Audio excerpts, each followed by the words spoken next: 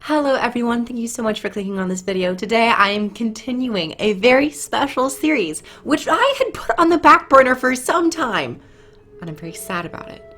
But it took so much out of me to make those videos. But I completely forgot that people had actually submitted their own fan-made elite specializations, and it is my duty to cover them because they put so much effort into their fan-made elite specs. So today's episode, I am going to be going over an elite spec that I got sent in via email by an individual named Brian. I'm not sure if they're comfortable with me saying their last name or like comment, but first names are pretty safe. So thank you so much, Brian. This is me fulfilling what I had said I would do. I'm so sorry. But I'm very excited because I actually really enjoy his elite spec. It's PvP focused with a sense of dueling. And the profession that he chose to make an elite spec for is the necromancer. So without further ado, let me introduce to you and explain to you Brian's concept behind the Witchblade.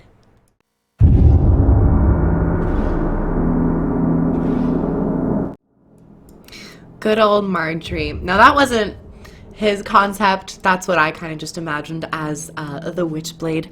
Now, this is going to be a little bit of a different video compared to my other elite, fan-made elite specialization videos. It's not going to have any icons or tooltips made. However, he has used the D&D creator or like worksheet spread. You might have seen it if you've gone on Reddit or play D&D to form his concept. The tool is called Homebrewery by Natural Crit, just for some credit.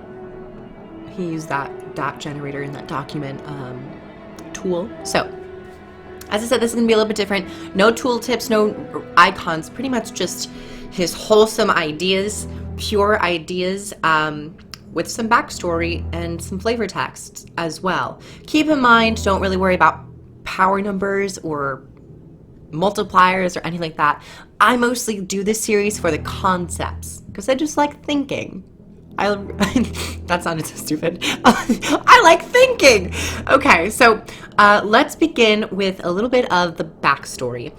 Necromancers have always dabbled in the dark and unwholesome arts. Death magic is a favorite among many, and blood magic is common as well. But one type of necromancy has fallen out of favor, even with the more nefarious practitioners, the art of casting hexes. One small conclave of necromancers have still kept this art alive, and blended it with the martial prowess of the sword to create a new hexing art.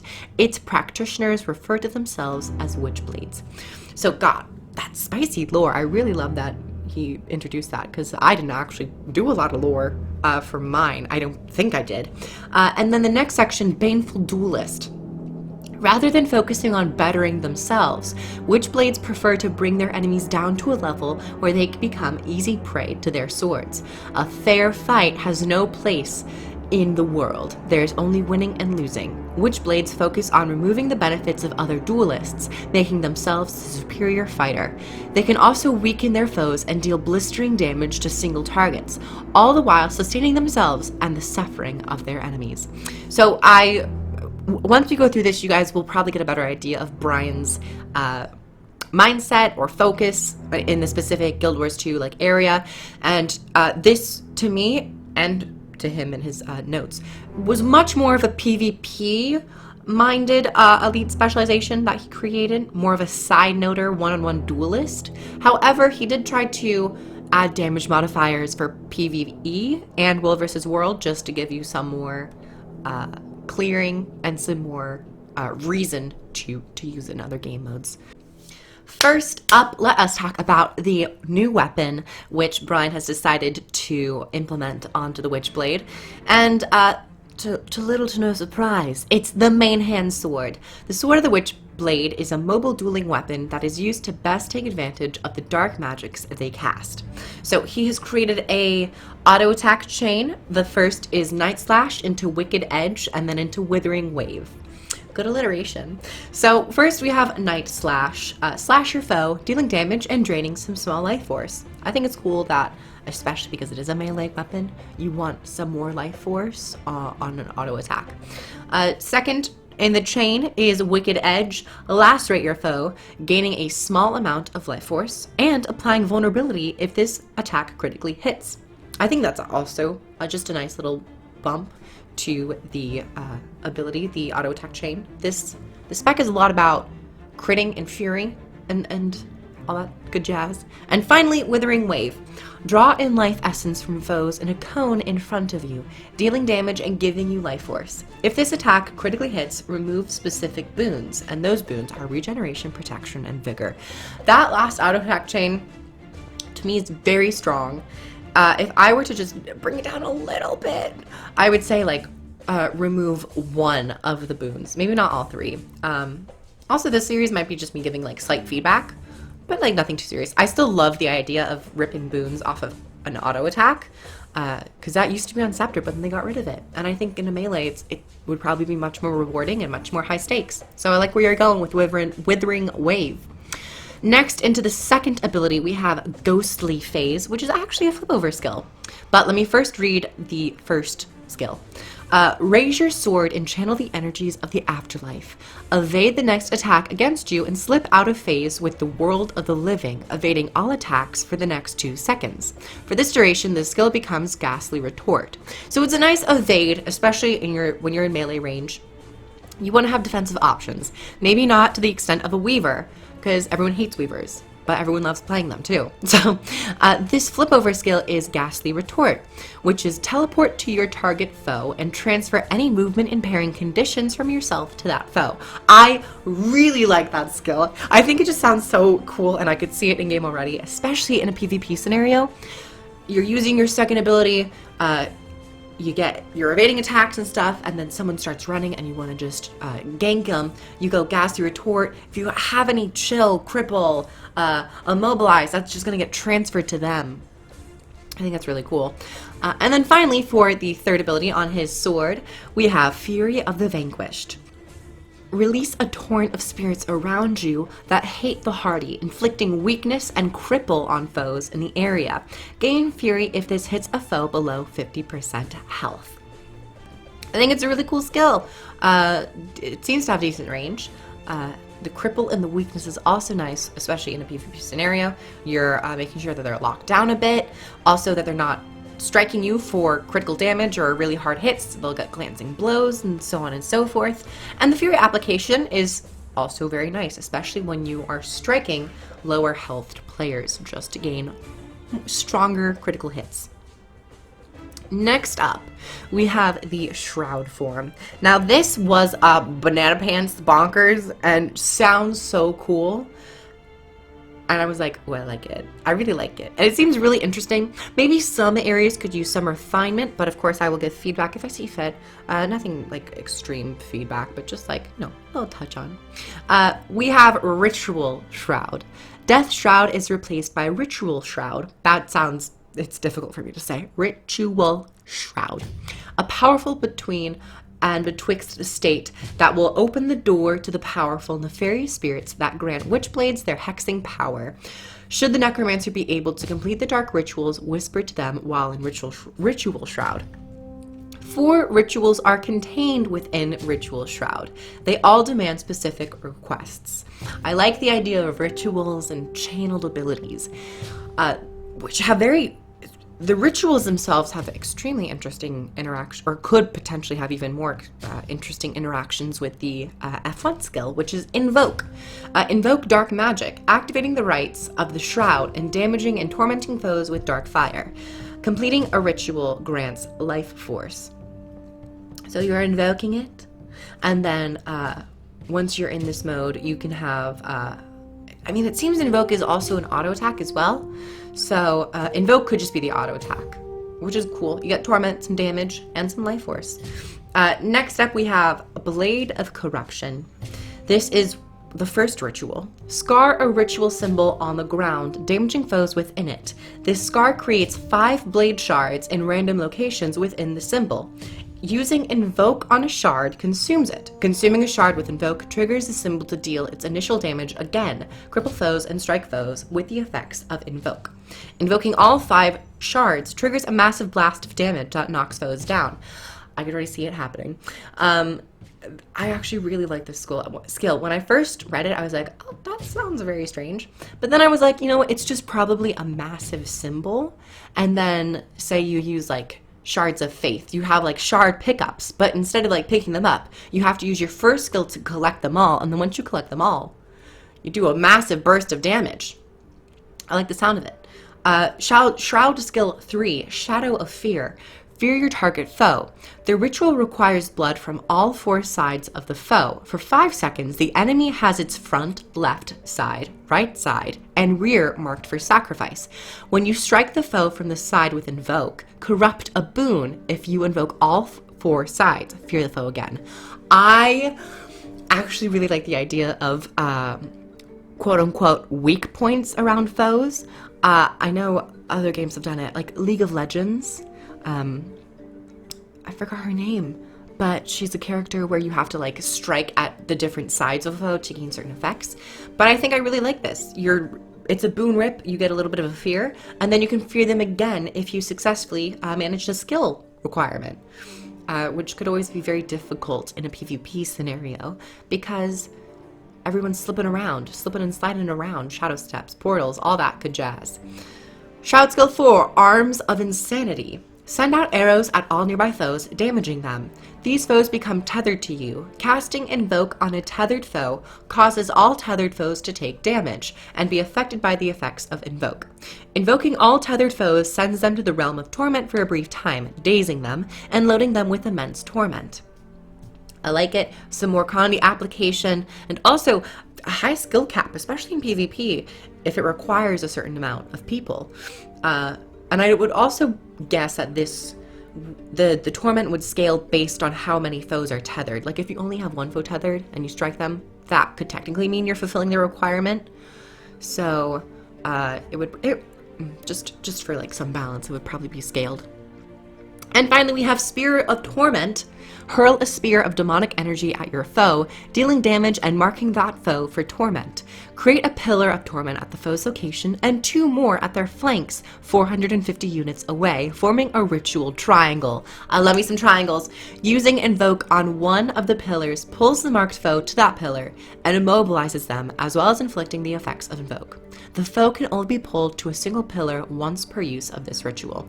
Now, I don't understand that, because wouldn't the idea be to use Invoke on each pillar to pull them? I think it would be fine if they managed to escape, then they could probably dodge it. But if you manage to like run around to each pillar and tag it to like bounce them to each pillar, you would get the effect. If the foe is pulled to all 3 pillars, the triangle pulses, stripping boons from foes inside and granting you stability and protection. I actually really like the idea of rituals. I like that each ritual has a fun skill requirement where you have to complete certain tasks to actually get the full effect. It is a very interesting idea for a shroud, and I like it. Now I'm wondering if this actually acts and functions like Death Shroud, where it's a limited time. I would imagine so, unless it's just always open.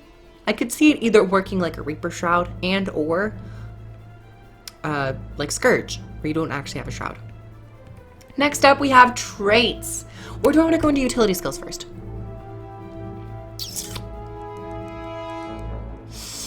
Let me do utility skills first, because I think that is a bit more logical / cohesive. So now we have a new utility category, Hexes.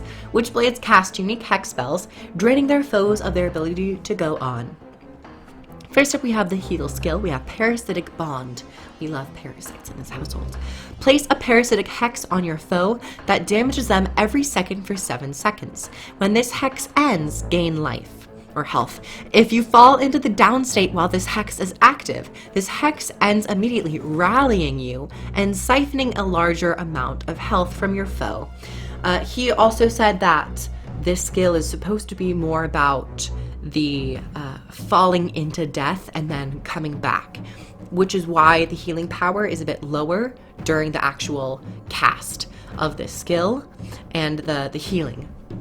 You're going to want to basically use it like the engineer's AED, I think it's called. The one that, it's like an emergency heal that has a very situational use. Moving over to the utility skills, we have Decrepitude. Doom your foe with Decrepitude, preventing them from activating any movement skills for the duration of this hex. Movement skills include teleports, leaps, and dashes. I would also like to include, actually no, teleports are there. Wow, I'm dumb. Teleport, leap, dash, maybe dodge? What if it was a dodge? Duration of 7 seconds seems very powerful. I would maybe drop it down to like 5 or 4 seconds. Just some balancing suggestions. But I actually like the sound of this, just completely locking them down from using any movement. Thieves are crying. Next up, we have Depravity. Fill your foe with a sense of hatred for their own allies. For 7 seconds, that foe pulses damage to all their nearby allies. When this hex ends, the hex foe takes damage. The ending damage is increased by 1 stack for each time they damage one of their own allies. So this really promotes their allies, or their the hex character, to move away from their allies, which is nice for the overall theme of this elite specialization, singling out targets and making sure they die. One thing I'd like to say is that I think a skill similar to the Revenant's old offhand sword ability that pulled them away from their foes or their allies would also be very nice on this elite spec. And third up, we have, third up, I can count. We have Defiled Defenses. Place a spiteful hex on a target foe. Every time they successfully block or evade an attack, you deal damage to that foe. I like the sound of this as well. Firebrand's Warriors. Oh, if you put this on a warrior using Shield 5, the skill, ooh, that would have been really cool. Next up, we have Barbs. Cast a painful hex on your foe. Critical hits on that foe cause bleeding and weakness. While the hexed foe is weakened, they cannot cause control effects. Stability covers this cast time. So you get some stability while you're casting it. I like the idea of applying conditions based on critical hitting, and when they're weakened, they cannot cause control effects. That seems interesting. And I don't know how that would be implemented, but that would be very interesting. Maybe it was like they missed the stun, daze, float, sink, all that stuff. But like the damage packet would probably still go through. And finally, the elite. We have Death's Bargain. Sacrifice yourself to lay your foe low. For the duration of this hex, your foe cannot receive any healing whatsoever. Any healing they would receive is instead dealt to you as damage. This damage is unblockable and unevadable, but cannot critically hit. This sounds very strange, but I kind of like it. If you were in a 1v2 scenario and you cast this elite on someone and they're with a firebrand, run. You're dead. That firebrand would go into Tome 2, spam their heals like it's no tomorrow, but it wouldn't heal the ally. It instead would act like a damage ability to you, which I think is very cool. And that would give you some more opportunity to pressure that individual down. I think it has nice trade-offs. I like it. I wish that we had more elites that were more trade-offs, like with Rampage or something necromantic, where you use it for a great benefit, but a little bit afterwards or during the cast, you're vulnerable to some extent. Next up, we have traits, and this is kind of like the final part. We have, I'm very happy that he went into full minor, major, or minor, adept, master, and grandmaster. I love the effort. Thank you so much. Of course, you only really have to do one line. That's all I'm really looking for, but, you know, respect. Okay, let's jump right in to our very first one, which is Hex Warrior. Gain the ability to wield swords in the main hand. Your shroud becomes Ritual Shroud, calling upon the demons of torment that give you your baleful powers. Additionally, you gain access to the new kind of utility skill, Hexes. That's just like a flavorful one. Next up, we have Fear of Isolation. You receive 7% less damage from, and deal 7% more damage to, foes who are not near any of their allies in the radius of 450. I think this is extremely interesting and further emphasizes the mindset. That one should be in when playing the Witchblade. And then Relentless. Upon exiting combat for 5 seconds, gain super speed. Super speed is for 3 seconds on an interval of 3 seconds. Now, I don't know if this is like... There's another trait which is like exiting combat, which I think could be traits, but I think people typically get more use when it's like when entering combat. So that's just my thought on that. Next up, we have the Adept major traits. Cut to the bone. Your first attack after entering combat grants you Fury. This bonus is reset whenever you drop below 50% health, and Fury lasts for 6 seconds. I like this. There's a lot of the... it reminds me of the Warrior trait when entering combat, gain a stack of stability, which is just so boring because you never regain it, because you have to leave combat, get back in, unless you're like in PvP, but... Cut to the bone, also useful in PvP and PvE because it has the 50% health trigger. Next, we have Nightmare Pursuit. Critical hits remove swiftness. I like it. It's weird. I would probably attach another... I don't know if I want to attach another boon to that. I think that could be actually kind of strong. What about swiftness and super speed? I think that'd be very strong, actually. At first I was like, but now that I'm looking, I'm like, that could really reduce their escape potential if it was also super speed. Next up, we have Call of the Grave. Your poison is more effective at reducing healing. Poison a foe when you complete a ritual on them. This affects your Shroud abilities with your rituals. Now you'll gain a stack of poison and lasts for 10 seconds, and the healing reduction is now 40%, which I actually like the sound of that. Nothing like... It doesn't remind me of like a I guess you could go Condi playstyle with a bunch of the Torment stuff. Moving over to the Master Major traits, we have Siphon Soul. Whenever you strip a boon or inflict a condition on a foe, gain 1% increased damage. This can stack up to 10 times. I like it. It reminds me of the Death Magic trait when you apply a condition, gain toughness. I like it. It's cool. But it also has that boon strip factor. Next, we have Blade Ritual. Sword skills gain reduced recharge. Like it. Just pretty common on these specialization lines. Sword skills gain increased critical hit chance against movement paired in foes. Reduced recharge to 20%. Additional critical chance is 25%. Reminds me of Chronomancer. I also like it. A lot of the Fury, critting, big damage, A+. Next, for the Master Major trait is Withering Vitriol. Whenever you apply poison, you also apply slow. So it lasts for 2.5 seconds on a cooldown of 10 seconds. I think this could be... At first I was like, kind of reminds me of like Stoic Demeanor. But it might be a bit more readily available because it's poison. But I would maybe reduce the cooldown to like 8 seconds. And on top of applying slow, maybe like one stack of vulnerability for like 5 seconds. Just something to keep up, because slow is effective. I don't know, it's difficult because slow can be very impactful, but there is a cooldown on it, so I don't know. Next we have Grandmaster Major traits. First one, Shadow Shards. Now this is the one trait where I'm kind of like, I could maybe use a little bit refinement because it just sounds kind of wonky. Using a heal skill causes your next attack to place a shadow on your foe. Using a heal skill on a foe with a shadow on them consumes the effect to summon a Shadow Shard that will follow and attack your foe. You may control no more than 3 Shadow Shards at a time, and Shadow Shards are NPCs with 3,000 or 33,000 health. I mean, I would drop, that seems like a lot, maybe 3,300 health with 19k armor. And it has some attacks and cooldown of 2 seconds in between attacks, I'm guessing. I think this is interesting. I would like it if it was like use a heal skill, causes your next attack to place a shadow, and then when you critically strike that shadow, you summon it. Just to play into more of the critting. Because not all heal skills directly attack an enemy.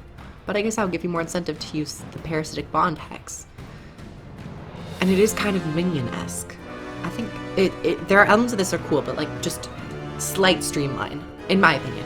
And next for the Grandmaster Major, we have Hexer's Vigor. Casting a Hex grants you Vigor and Regeneration. Hexes now affect foes in an area.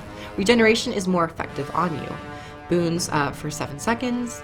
Areas 240. Regeneration 20% increased. Max targets it will affect 3 others. I think this is cool. Parasitic Bond will get a lot of use out of that.